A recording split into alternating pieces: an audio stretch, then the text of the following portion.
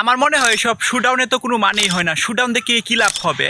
যেটা কাজ সেটাই দুই না করে আজকে সারা রাত ভর আন্দোলন করছে পঙ্গু হাসপাতালের যারা ভর্তি আছে তারা এবং নানান ধরনের ছাত্ররা। কারণটা হচ্ছে যে স্বাস্থ্য উপদেষ্টা যিনি আছে নূরজাহান বেগম, ওনার পদত্যাগ চাই।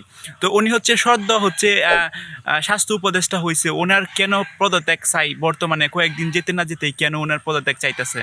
সো কারণটা হচ্ছে যে গতকালকে নূরজাহান বেগম স্বাস্থ্য উপদেষ্টা তিনি পঙ্গু হাসপাতালে গেছিল ঢাকা, যারা জুন জুলাইয়ে অর্থাৎ ছাত্র আন্দোলনের সময় যারা আহত হয়েছিল এবং আহত হয়ে যারা হসপিটালে ভর্তি ছিল পঙ্গু হসপিটালে, তাদেরকে দেখতে গেছিল। এখন এই যে এখানে দেখতে গেছিল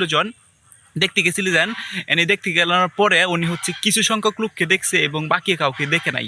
অর্থাৎ এক পর্যায়ে স্বাস্থ্য উপদেষ্টা যিনি আছে উনি হচ্ছে হাসপাতাল যে ম্যানেজমেন্ট আছে এবং ডাক্তার আছে তাদের সাথে দেখা করে এখানে চলে আসার চেষ্টা করছে।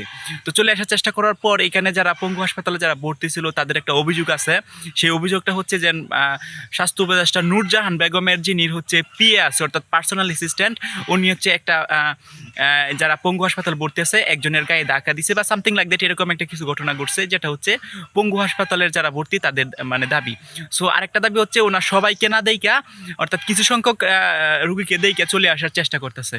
তারপর যখন স্বাস্থ্য উপদেষ্টা নূরজাহান বেগম চলে আসবে এবং হাসপাতাল থেকে বের হয়ে চলে আসার চেষ্টা করতেছে, তখন হচ্ছে যে যারা এখানে ভর্তি ছিল পঙ্গু হাসপাতালে তারা হচ্ছে তাদের তুপের মুখে পড়ে এবং একটা সময় তারা কি করে ওনার গাড়ি আটকায় এবং রাস্তায় বের হয়ে আসে এবং নানান প্রকার কথাবার্তা কাটাকাটি হয় এখানে। এবং একটা পর্যায়ে এখানে হাসপাতালের যে ম্যানেজমেন্ট আছে এবং ডাক্তার আছে তাদের সহযোগিতায় সেখান থেকে নূরজাহান বেগম চলে যায় এবং তারপর থেকে শুরু হয় আন্দোলন এবং এই রাস্তাঘাটে নামে ওই হসপিটালে যারা ভর্তি ছিল তারা এবং হচ্ছে এই হসপিটালের ভর্তি যারা যত সংখ্যক রুগী আসছিল পঙ্গু, তারা রাস্তা অবরোধ করে এবং রাস্তা অবরোধ করার পর এখানে কোনো গাড়ি চলাচল করার চেষ্টা দেয় না। এবং এক পর্যায়ে আজকে রাত্রের দিক দিয়ে তাদের দাবি ছিল যে উপদেষ্টা বা সমন্বয়ক যারা আছে তারা এখানে আসে তাদের সাথে কথাবার্তা বলুক। এক পর্যায়ে রাত্রে উপদেষ্টা এবং হচ্ছে যে সমন্বয়করা আসে তাদের পাশে কথাবার্তা বলছে। কিন্তু আমার কথা হচ্ছে যে একজন হচ্ছে উনি হচ্ছেন ওনাকে বানানো হয়েছে স্বাস্থ্য উপদেষ্টা কারা বানাইছে? যারা হচ্ছে যারা হচ্ছে ছাত্র আন্দোলন করছে সমন্বয়করা বা সবাই বাংলাদেশের সবাই মানুষরা মিলিয়া। সো উনি দুদিন এরকম শুডাউন করার জন্য দুদিন হাসপাতালে যাই, এটা কোনোভাবে অ্যাকসেপ্টেবল না।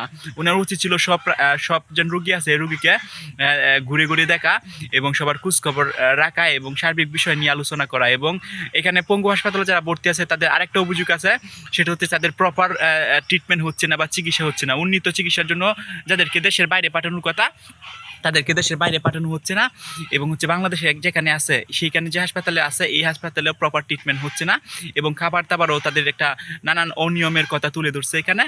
এবং এইগুলো তো আসলে অ্যাকসেপ্টেবল না, কারণ ওরা হচ্ছে একটা পার্সোনালিভাবে অসুস্থ হয় নাই, ওরা বাংলাদেশের জন্য অসুস্থ হয়েছে এবং মানে বাংলাদেশের জন্য ওদের হাত পা মানে নানান ধরনের চিকিৎসা মানে প্রবলেম হয়েছে ওদের। সো ওনার উচিত ছিল যে অ্যাটলিস্ট সবার খোঁজখবর নেওয়া এবং ওদের প্রবলেমগুলো শোনা, কিন্তু উনি তা না করে শু ডাউন করানোর জন্য হাসপাতালে গেছে, কয়েকজনকে দেখে চলে আসছে। এটা কখনোই অ্যাকসেপ্টেবল না, এটা কখনোই মেনে নেওয়ার মতো না।